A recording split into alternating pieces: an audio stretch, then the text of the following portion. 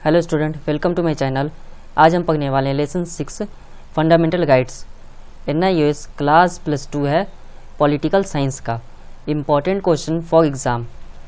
अब सबसे इम्पॉर्टेंट बात कि हमें गाइड्स मिले हैं तो कितने, वो गाइड्स का क्या वैल्यू है, कितने पॉइंट्स हैं, फिर आपके चैप्टर में अगर चैप्टर्स हैं फंडामेंटल गाइड्स के तो क्वेश्चन आते कैसे हैं। और एक चीज़ आपको बता दूं यहीं पे कि फंडामेंटल गाइड्स से लगातार 10 ईयर्स में हर साल क्वेश्चन आते हैं। शायद ही ऐसा कोई पेपर हो जिसमें फंडामेंटल गाइड्स के क्वेश्चन ना हो, आते ही आते हैं। आज जो काम करने वाले हैं हम सबसे पहले जानेंगे types of question, types of number and types of कि टोटल नंबर ऑफ क्वेश्चंस, इतना जान लेंगे। ओके, देन हमारा अगला काम है 6 fundamental freedoms, freedom of religions, right to equality, constitutional remedies. इसी बेसिस पे क्वेश्चन आते हैं। अगर कोई न्यू आता है क्वेश्चन तो मैं उसको भी करा दूंगा। यहाँ पे आपको पहले 8 मार्क्स, 5 मार्क्स, 2 मार्क्स के क्वेश्चन दिए जाते हैं आपके पेपर में। टोटल नंबर होते हैं 100 मार्क्स। अब क्वेश्चंस कितने होते हैं? 23। 10 क्वेश्चन लेने वाला व्यक्ति 60 नंबर आराम से ले सकता है, उससे ज़्यादा ही आएंगे। तो आप सोच सकते हैं 50% क्वेश्चन अटेम्प्टिंग की, लेकिन 50% में आपको अटेम्प्टिंग करनी है तब 60 आएंगे, 2 मार्क्स वाले और 5 मार्क्स वाले पूरे। तो देख लो कितने क्वेश्चन हो जाते हैं, 18 क्वेश्चन ऐसे ही हो जाते हैं। अगर आप 8 वाले सब अटेम्प्ट कर लेते हैं, 40 यहाँ से हो गए, फिर 2 वाले अटेम्प्ट कर ले तो 10 से 13, ऐसे ही 10 प्लस हो जाएंगे तो 60 होने के चांसेस हैं अगर आप मैनेज करके अटेम्प्ट करते हैं तो। लेसन 6 है फंडामेंटल राइट्स। हम इम्पॉर्टेंट क्वेश्चन इसलिए लिखते हैं ताकि आपको पता लग जाए जो क्वेश्चन मैं करा रहा हूँ वो पेपर में आ चुके हैं और जो आएंगे वो रिलेटेड ही आएंगे। Analyse the 6 fundamental freedoms mentioned in the right to freedom. हमें 6 फंडामेंटल फ्रीडम बतानी है, right to freedom. Same question आया है, देख लीजिए कितनी गैपिंग है, 2 ईयर्स की गैपिंग यहाँ पे है, आप देख सकते हैं। लेकिन क्वेश्चन के मार्क्स में डिफरेंस है। जब पहले आया था क्वेश्चन 8 में, फिर जब रिपीटेड हुआ तो 5 में। The rights mention in Indian constitution for Indian citizen are known as fundamental rights such as right to equality, right to freedom etcetera. ये हेडिंग ही है, नॉर्मली यहाँ से स्टार्ट है पॉइंट्स। 6 पूछे गए थे, 6 बता रहा हूँ। Freedom of speech and expression, आप कहीं भी भाषण दे सकते हैं, किसी पे भी कमेंट कर देते हैं। अब कोई लॉ अच्छा नहीं बना, उस लॉ पे आप कमेंट करते हैं तो वो डेमोक्रेसी है और राइट टू स्पीच है, तभी आप बोल पा रहे हैं। अगर डिक्टेटरशिप होता तो आपको सीधा जेल में डाल देते। Right to carry out processions peaceful without arms. अब यहाँ पे बोला गया है कि आप आंदोलन कर सकते हैं, वो भी शांति से, बिना हथियारों के। तो ये राइट टू फ्रीडम है, इसलिए कर सकते हैं। Freedom to from association and organisation, कोई भी आप NGO बना लेते हैं सोशल वेलफेयर के लिए तो ये भी राइट टू फ्रीडम है, तभी आप बना पा रहे हैं। Freedom to go freely anywhere in India, freedom है तभी आप इंडिया के किसी भी हिस्से में चले जाते हैं। क्या अगर भी ऐसा हुआ कि आप अदर स्टेट में गए और आपसे पूछा गया अपने स्टेट का पासपोर्ट दिखाओ, नहीं ना, तो ये फ्रीडम है, इसलिए एक स्टेट से दूसरे स्टेट में आप आसानी से जा सकते हैं। Freedom to live and earn living in any part of India, आप कहीं के भी हों, आप दूसरे स्टेट में जाकर काम कर सकते हैं। एग्जाम्पल, यूपी बिहार से कितने लोग शहरों की तरफ सिटी में आकर काम करते हैं, मुंबई, दिल्ली, चंडीगढ़ और भी कई सारे सिटीज़ में, बेंगलोर, उसके बाद चेन्नई, इन सब सिटीज़ में जाकर काम करते हैं। तो आप समझ चुके होंगे, इवन पंजाब, लुधियाना, इन सब जगह तो यूपी बिहार से आते ही हैं। तो आपको पता लगा होगा कि लिविंग और अर्निंग के लिए जा सकते हैं। तो ये राइट टू फ्रीडम है, इसलिए जा सकते हैं। Freedom to do any work और बिजनेस, आप कोई भी काम स्टार्ट कर सकते हैं, कोई भी बिजनेस स्टार्ट कर सकते हैं, ये राइट टू फ्रीडम है। The constitution of India gives all citizen complete freedom to business to do, ये है कि आप इंडियन सिटीजन हैं तो आपको कंप्लीट ऑर्डर है कि नहीं आप बिजनेस कर सकते हैं, इसमें कोई फिक्स नहीं है कि आप जहाँ हैं वहीं बिजनेस कीजिए, आप अदर स्टेट में जाके भी ये काम कर सकते हैं। Question number second, describe the fundamental rights to freedom of religions. आपको पता होना चाहिए इंडिया में कई सारे रिलीजियस हैं, लेकिन जो मेन है वही आपने लिखना है। Hinduism people of Muslim, Christian, Sikh. अब यहाँ पे आपको मैं बता दूँ राइट टू जो रिलीजियस फ्रीडम है वो है क्या। हर एक धर्म अपने हिसाब से, एग्जाम्पल ले लीजिए दुर्गा पूजा, जब दुर्गा पूजा होता है तो हर एक मंदिर पर पूजा पाठ चलती है और उसको प्रोटेक्ट करने के लिए कि वहाँ किसी भी जो व्यक्ति उनको प्रॉब्लम ना हो, आर्मी और पुलिस खड़ी रहती है जो बड़े बड़े मंदिर से। देन मुस्लिम के लिए भी सेम जो सुविधा है वो मिलता है, ईद के टाइम मस्जिदों के बाहर आर्मी को और पुलिस को दोनों को खड़ा कराए जाते हैं। सिख में ऐसे ही जब गुरु नानक का होता है बर्थडे, जन्म दिवस, तब होते हैं। क्रिश्चियन में सेम 25 दिसंबर के टाइम, तो वो अगले दिन उन्हें मिलती है क्योंकि उनका प्रे अगले दिन होता है, नाइट से स्टार्ट होता है लेकिन अगले डे 12 बजे तक होता है, वो चलता है, तो देन सिक्योरिटी उन्हें भी मिल जाती है।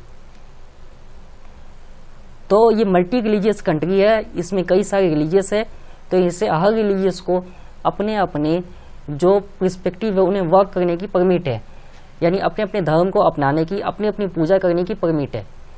इसमें कोई किसी का बॉन्ड नहीं है क्योंकि राइट टू रिलीजियस है इसीलिए।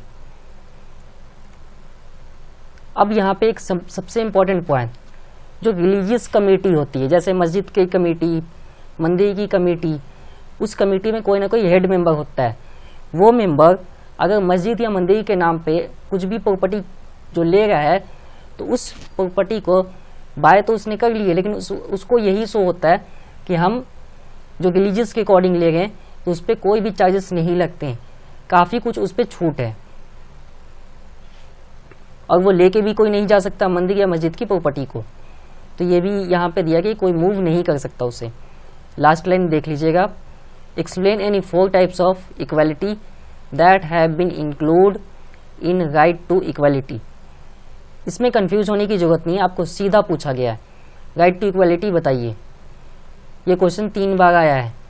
अब आपको पता लग चुका होगा कि 2011 से लेकर 18 तक शायद ही कोई साल है जिसमें ये क्वेश्चन ना आया हो।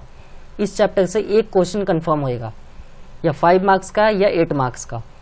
तो आपको मैंने जितने पॉइंट्स स्टार्टिंग बताए उन्हीं पॉइंट्स को आप अच्छे से कर लीजिए, और जितने क्वेश्चन कर रहा हूँ उसकी रिवीजन कर लीजिए ताकि पेपर में आए तो आप कैपेबल हो, आप लिख सकें, और आपके इस चैप्टर से जो फियर है वो खत्म हो जाएगा स्पेशली।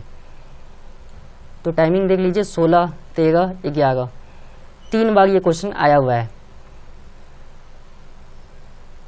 सबसे पहले ये हेडिंग बनानी पड़ती है कि इंडिया में जो प्रोटेक्ट है इक्वल अपॉर्चुनिटी है, चाहे रिलीजियस के नाम पर, जेंडर के नाम पर, वर्ण के नाम पर या बर्थ प्लेस के नाम पर डिस्क्रिमिनेशन नहीं होता, प्रोटेक्ट किया जाता है इन सब चीज़ों से। हमने स्टार्टिंग में ऐसी हेडिंग बनानी होती है जो एग्जामिनर को अच्छा लगे ताकि आपको मार्क्स आसानी से मिल सके। देन जब पॉइंट्स लिखते हैं तो उसके लिए अंडरलाइन जरूरी है। कुछ चैप्टर में अंडरलाइन नहीं है तो वो आपने करना है। अंडरलाइन सिर्फ मेन वर्ड की जाती है। अगर 6 मार्क्स का है तो आप देख लीजिए उसमें 15 से 16 वर्ड या 17 वर्ड को अंडरलाइन कर सकते हैं। इतने ही मेन वर्ड होंगे, इससे ज़्यादा नहीं हो सकते। Equality before law according to the constitution states with in the territory of India can't any person equal और इक्वल प्रोटेक्शन बिफोर लॉ।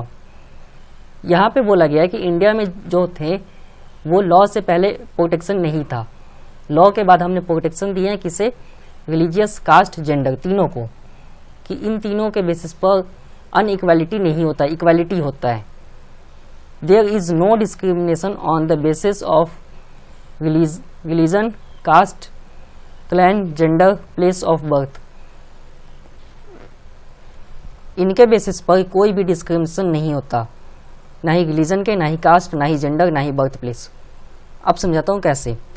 आप स्कूल जाते हैं तो उस स्कूल में कभी पूछा गया आपसे कि आप किस रिलीजन्स के हैं, आपको एडमिशन मिल जाती है, क्वालिफिकेशन आपकी देखी जाएगी और एडमिशन मिल जाएगा तुरंत। कॉलेज में सेम। दूसरी कि आप किसी भी हॉस्पिटल में जाते हैं तो वहाँ आपसे रिलीजियस नहीं पूछा जाता, इक्वालिटी होता है। जब जॉब के लिए अप्लाई करेंगे तो वहाँ भी qualification and the knowledge check होता है, देन आपको जॉब मिल जाएगा। तो ये चीज़ थी जहाँ पे आपको ये क्लियरिटी करा दिया जाता है कि यहाँ हम जो कॉन्स्टिट्यूशन बना रहे हैं वो इक्वल बेसिस पे, इक्वालिटी लिखा है तो इक्वालिटी होता है। Equal opportunity in the matter of public employment, same जो हमने स्टार्टिंग में बोला है, समान मौका मिलता है सबको, किसके लिए? एम्प्लॉयमेंट यानी रोजगार हासिल करने के लिए। अब आपको पता होना चाहिए कि कई सारे इंडिया में पेपर होते हैं, नीट, IIT, UPSC, उसके बाद UGC, देन और भी कई सारे पेपर्स हैं, आर्मीज़ के लिए होते हैं, नेवी के लिए पेपर होते हैं। उसमें सिर्फ एक चीज़ देखी जाती है कि आप कितने कैपेबल हैं उस जॉब के लिए या उस पोस्ट के लिए। अगर कैपेबल हैं तो आपको मिल जाएगा। उसमें रिलीजियस, जेंडर, बर्थ प्लेस कुछ भी नहीं देखा जाता है, सिर्फ आपकी क्वालिफिकेशन एंड आपकी देखी जाती है नॉलेज। एंड होता है कि वो उस जॉब के लिए कितने कैपेबल है, वो हैंडल कर सकता है या नहीं, पोस्ट अगर मिल जाए तो भी हैंडल कर पाता है या नहीं, इस चीज़ को स्पेशली मेंशन किया जाता है। एबोलिशन ऑफ अनटेस्टेबिलिटी, आपने सुना होगा एक वर्ड हिंदी का ही है, छुआछूत। ये बहुत ही ज़्यादा था, कहते थे कि ये इस जाति को हमने छूना भी नहीं है, ऐसी स्थिति थी। तो आप समझ सकते हैं कि ये कॉन्स्टिट्यूशन में एबॉलिश्ड है, इसे मनाही है। अगर कोई ऐसा करता है तो उसे जेल हो सकती है और फाइन अलग पे करना होगा। तो आप समझ चुके होंगे कि ये एक भी, अब वो कैसे, अगर कोई पर्सन किसी को ऐसा करता है तो वो उसे जेल होएगी। वर्क प्लेस पर या इसको प्रमोट करता है कि नहीं भाई ये छुआछूत है, ये छोटा धर्म है, बड़ा धर्म है, ऐसा कुछ भी प्रमोट करता हुआ व्यक्ति है तो उसे पनिशमेंट मिल सकती है। तो आप समझ सकते होंगे कि ये कितनी पावरफुल जो थे राइट्स है। देन जानेंगे रेमेडीज़। कॉन्स्टिट्यूशनल रेमेडीज़ ये होते क्या है, पहले ये समझो। हमने राइट्स दे दिए हैं, लेकिन राइट्स में बाई चांस कोई इरर्स आ जाए तो हम उसे सॉल्व कैसे करेंगे।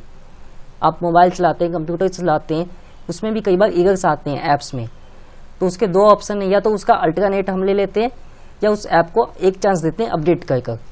दो ही रीज़न है, तो हमारे पास एक सोल्यूशन है कि हम अल्टरनेट या अपडेट कर दें, है ना सोल्यूशन। ऐसे ही यहाँ पे रेमेडीज़ वो सोल्यूशन है कि अगर कॉन्स्टिट्यूशन के किसी भी पार्ट में कोई प्रॉब्लम्स आती है, इसकी हेल्प से हम उससे चेंजेस कर सकते हैं या अमेंडमेंट कर सकते हैं। तो ये एक बेस्ट है सॉल्यूशन। अब इसे कहा जाता है सोल ऑफ कॉन्स्टिट्यूशन। वो क्यों है वो समझना है, एंड तक आपको आ जाएगा इस लाइन के। After reading about all fundamental rights, सही बात है, हमने सभी फंडामेंटल राइट्स कर लिए, एक या दो रह गया होगा। राइट टू एजुकेशन रह गया, तो वो मैं ऐसे ही बता देगा आपको। राइट टू एजुकेशन के अंडर ये है कि 8वीं तक की शिक्षा गवर्नमेंट फ्री देते हैं। उसके अलावा कई सारे ऑर्गेनाइजेशन चलाए जाते हैं गवर्नमेंट में, जो बच्चे कभी नहीं पढ़े उन्हें डायरेक्ट एडमिशन मिलती है। उनकी माइंड के अकॉर्डिंग एक टेस्ट होएगा, क्लियर होएगा, उसके बाद उन्हें एडमिशन मिल जाएगी कि वो किस क्लास के कैपेबल हैं। स्पेशल ट्रेनिंग सेंटर ये एक एग्जाम्पल है। You can conclude that which is the most fundamental rights, it is right to constitutional remedies. Part 3 constitution के पार्ट 3 में है रेमेडीज। अब ये है क्या कि यहाँ पे स्पेशली बोला गया इंस्टीट्यूशन और individual it is the given of cities supreme court. अब यहाँ पे बोला गया बाई चांस किसी भी एक्ट में किसी भी कारण से सिटीजन्स के साथ लगे कि नहीं जो राइट्स दिए गए हैं वो सिक्योर नहीं है, कारण कोई भी हो, उस पर इन्फोर्स्ड किए जा रहे हैं हाई कोर्ट या सुप्रीम कोर्ट के द्वारा, लॉ लगाए जा रहे हैं, तो उसको रेमेडीज के द्वारा चेंज किए जा सकते हैं। It is clear from all this fact that the right to constitutional remedies, ये इसीलिए है कि राइट टू रेमेडीज है, यही फैक्ट है कि अगर व्यक्ति के साथ जो प्रॉब्लम हो रही है लीगल नहीं है, अगर लीगल कुछ नहीं होगा उसके साथ, तो वो सीधा रेमेडीज के द्वारा वो चेंजेस हो सकता है एक्ट, फिर दोबारा किसी और के साथ ऐसा नहीं होएगा। इसीलिए रेमेडीज को सोल ऑफ कॉन्स्टिट्यूशनल कहा जाता है राइट का। तो आप समझ चुके होंगे क्यों। कई कारण होते हैं कि कई बार कोर्ट से ही सही डिसीजन नहीं मिलता, अब उसको इक्वल राइट्स की पावर राइट्स है, लेकिन कोर्ट में यह प्रूफ हो गया कि नहीं वहाँ इक्वल ऐसा कुछ हुआ ही नहीं, तो उसके साथ राइट्स होते हुए भी उसका कोई इंसाफ नहीं हुआ। इस सिचुएशन में अगर ऐसे केसेस होते हैं, ये है नहीं ऐसा कुछ भी, ये एग्जाम्पल है, ऐसा कुछ होता है तो उसको अमेंडमेंट की जा सकती है राइट टू रेमेडीज़ के द्वारा। तो आपका ऑलरेडी सभी क्वेश्चंस कंप्लीट है। फंडामेंटल राइट्स सबसे अच्छा चैप्टर था अब तक का। इवन मैंने यही लाइन 8th चैप्टर में भी कहा है, तो दोनों में डिफरेंस क्या है, फंडामेंटल राइट्स हमारे लिए है और जो फेडरल है वो हम समझने के लिए कि गवर्नमेंट चलती कैसे है। तो इनडायरेक्टली दोनों चैप्टर कनेक्टेड है और अच्छा चैप्टर है कि ऐसा नहीं है आप सेंट्रल में रह गए या फिर स्टेट में रह गए तो दोनों जगह आपकी राइट्स नहीं होंगी। राइट्स हैं चाहे आप कहीं भी गए, वो राइट्स तो आपको मिलेगा ही।